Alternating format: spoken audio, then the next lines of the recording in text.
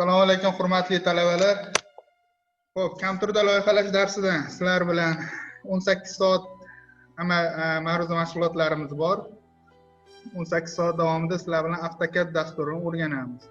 Autocadda 2007-yilgi dasturini o'rganamiz. Nimaga 2020 emas, 2019 emas, 2014 emas degan savollar tug'ilishi aniq sizlarda. Sababini hozir tushuntiraman. Xo'p, 2020 ni o'rgandingiz. 5 yildan keyin 2025 da o'rganasizmi yoki bo'lmasam 2014 da o'rgandingiz. O'sha mana hozir 2014 da o'rganganlar, hozir 2020-yil, endi 2020-yilnikini o'rganish kerak. Undan ko'ra 2007 ni o'rganasiz, hammasiga tushaveradi. Xo'p, bu birinchi sababi. Ikkinchi sababi, loyihalash institutlari, proyektning institutlari bor. Ularda hammasida 2007 ishlatishadi Autocadda.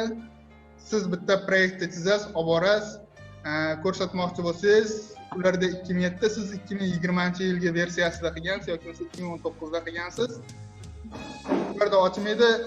Sababi versiya siz yangisida qilgansiz, ularda eski versiyada turibdi. Demak, Farg'ona viloyatida men bilganlarim 85 tadan ko'p proyektni tashkilot bo'lsa, hammasida 2007 ishlatishadi. Bundan tashqari Autocad 2007 dan tashqari arxitektorlar uchun Autocad bor. Uni qisqartmasi ADT deyiladi.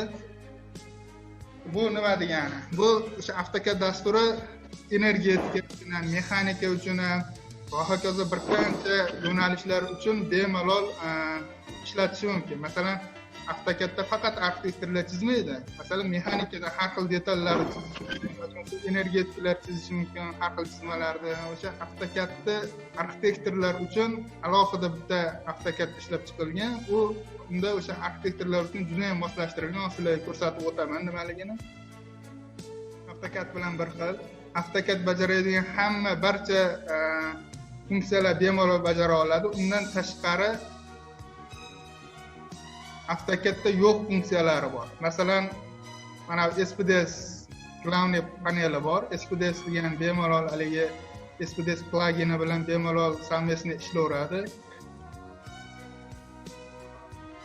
O'q chiziqlarda avtomatik qo'yadi, SPS qo'yaversa, bu ADTda shunaqaki, masalan, devorda olib turib, uni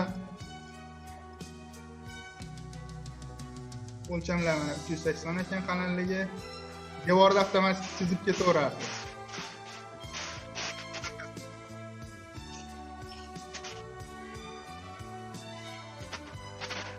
Xo'p, eshik qo'ymoqchisiz, eshikni olasiz, o'lchamini berasiz, 900-2100 standart o'lchamda turibdi. Eshikni olib kelib qo'yasiz, o'rnini avtomatik ochadi.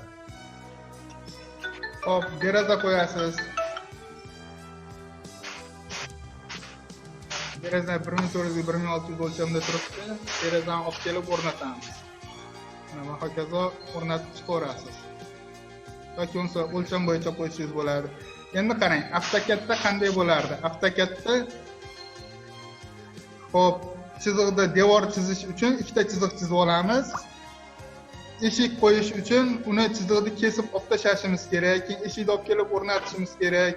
Yoki bo'lsa deraza chizish uchun yana alohida chiziqlar chizishimiz kerak. Ishimiz ko'payib ketadi.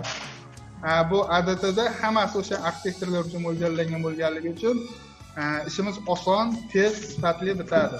Bundan tashqari bu 3D da ishlaydi. Hozirgi chizganimizni 3D holatda ko'radigan bo'lsak, mana bunday qilib o'zi ko'tarib beradi.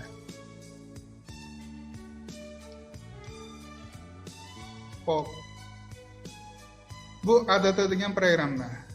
Endi qarang, Autocadga o'taman. Autocadga bunda ham xuddi o'sha funksiyalar bor, lekin bu yerda devor, eshik, deraza tayyorlari yo'q. Farqi shunda. Xo'p, sizlar bilan bu birinchi mavzumiz edi. Endi ikkinchi mavzuni ham birovlar boshlab qo'yaveramiz. Ikkinchi mavzuda qarang. Draw paneli bor. Draw paneli. Mana shu draw panelini sizlar bilan ko'rib chiqishimiz kerak. Bundan tashqari buni ruschasini, inglizchasini bilib olishingiz shart. Chunki yakuniy oraliq test savollari bo'ladi.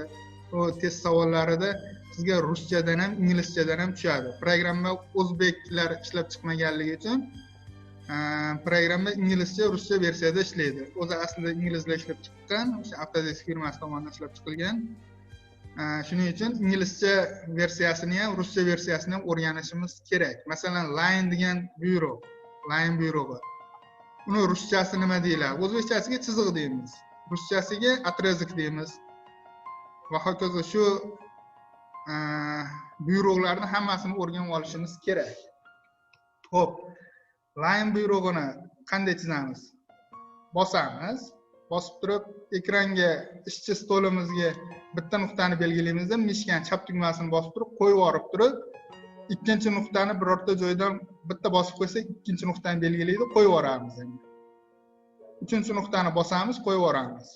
Va hokazo oxirgisiga olib kelamiz, bosamiz. Line byurog'i shunday ishlaydi.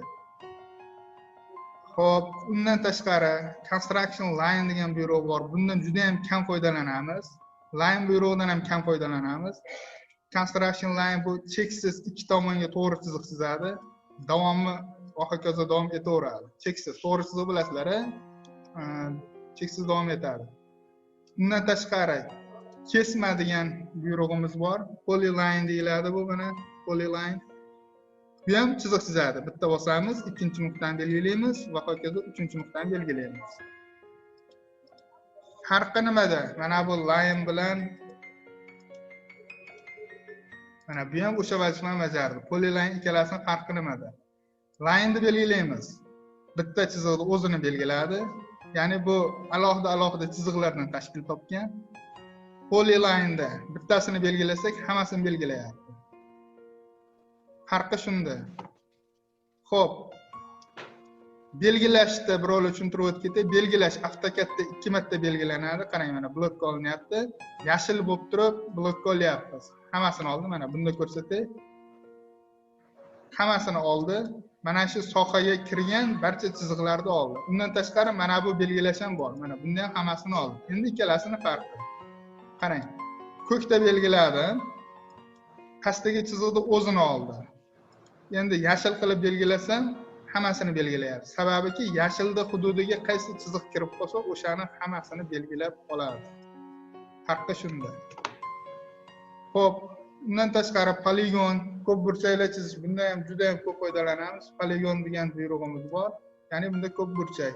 Bosganimizdan so'ng srazi burchaklar sonini so'raydi. Masalan, 6 burchak. 6ni bosdimda enterni bosdim.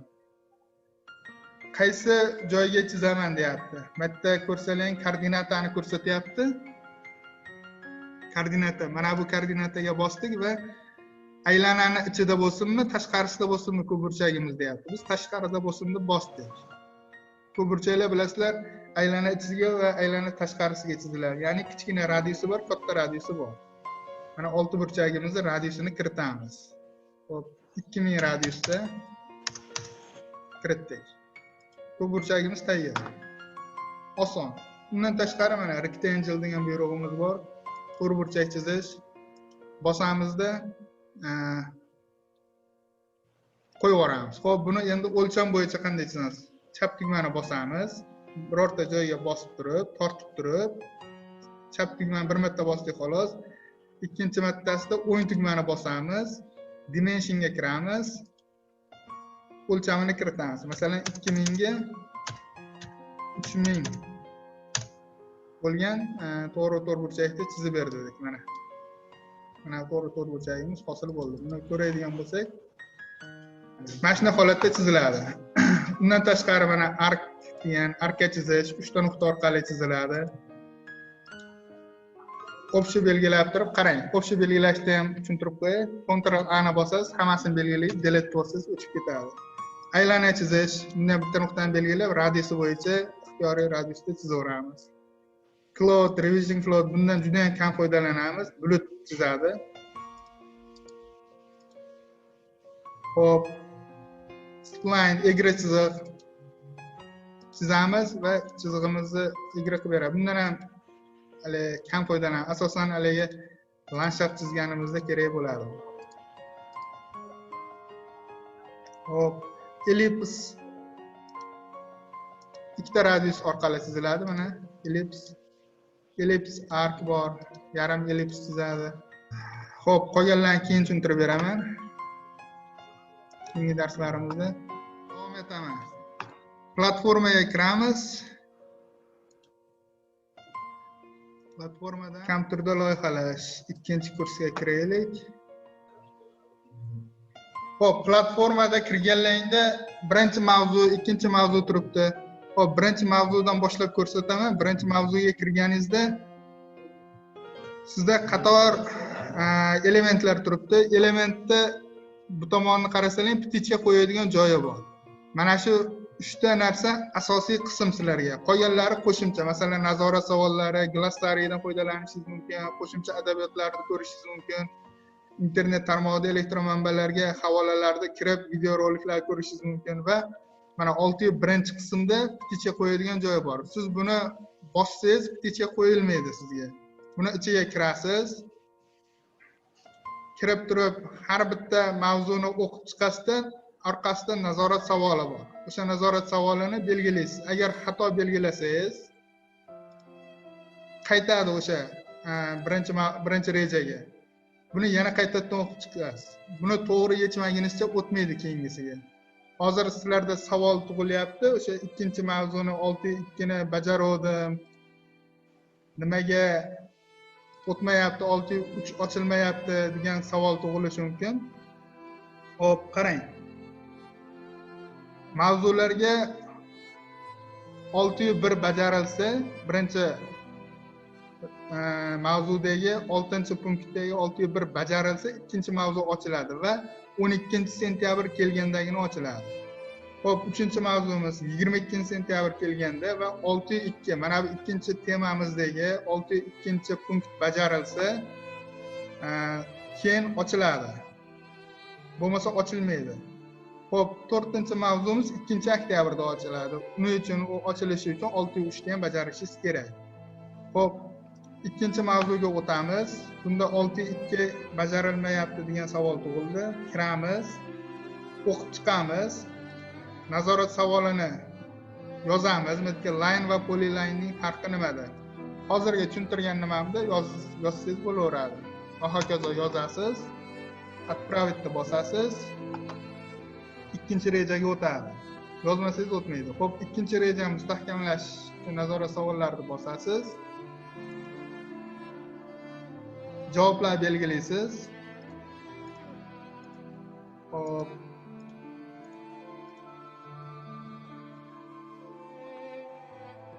Продолжitni bosdik. 3-rejaga o'tdi. Mana xato bajarsangiz, 2-rejaga qaytadi. 3-rejani o'qiysiz, nazorat savollarini yechasiz. Xo'p, chiziqlar qalinligi bo'yicha asl holatni ko'rsatuvchi funksional tugma. Xo'p, buni masalan xato belgiladik mana. Qaytdi bu ikkinchi nimaga qaytadi mana. Buni qaytadan o'qib chiqasiz. Nazorat savollariga o'tasiz. To'g'ri javobni belgilaysiz. Отправить bosasiz. Bo'ldi. Поздравление, leksiya завершение degan yozuv chiqsa, siz 6.2-punktni bajargan bo'lasiz. Ya'ni ma'ruza mashg'ulotini bajargan bo'lasiz. Sizda mana bu joyda ptichka chiqadi. Xo'p, test savollarini ham kirasiz, test savollarini bajarasiz, ptichka bo'ladi. Va hokazo bularni kirib bir marta bosib o'qisangiz, ochsangiz, sizda mana bu joyda ptichka hosil bo'ladi. Tushunarli-a? Xo'p, qanday savollaring bor? Savol yo'q bo'ladigan bo'lsa, leksiyani tugatamiz. Xo'p, rahmat domla. Rahmat domla. Salomat bo'linglar. Xo'p, rahmat domla. Rahmat.